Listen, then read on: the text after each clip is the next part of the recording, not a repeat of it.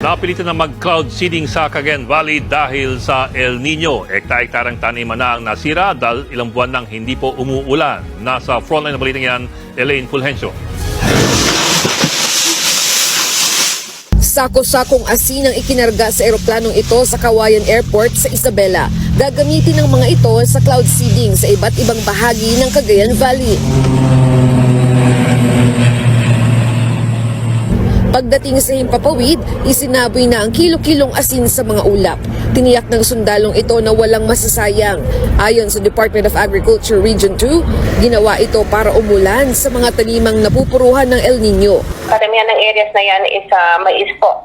Sa corn areas natin na nasa critical growth stage po siya na paano meron tayong maibigay na rainfall para sa ganon ay makarecover man lang yung mga nasa critical growth stages na lalo na po sa mais po sa Region 2 at kami po ay corn capital of the Philippines. Sa datos ng DA Cagayan Valley, 93,000 sa higit 222,000 hektaryang maisan sa kanilang lugar ang nasira na ng matinding tagtuyot. Halos kalahati na yan ng kanilang buong produksyon.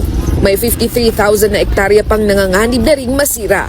Sa tindi ng epekto ng tagtuyot, apektado ng hanap buhay ng mga magmamais. Ito awan to orang sir. Walang kita dahil walang ulan. Lugi, walang kita. Sakto na lang kasi, konti ng maani. Batay sa pinakahuling tala ng Department of Agriculture, higit 357 million pesos na ang halaga ng mga nasirang palay, mais at iba pang high-value crops sa bansa dahil sa El Nino. Nanganganib pa yang madagdagan lalo't dumami pang mga lugar na apektado ng matinding tagtuyot. Ayon sa El Nino Task Force, umakyat na sa 51 ang mga probinsyang damang-dama na ang El Nino. Babala pa ng task force, posibleng umabot pa yan sa 80 o halos lahat na ng probinsya sa bansa.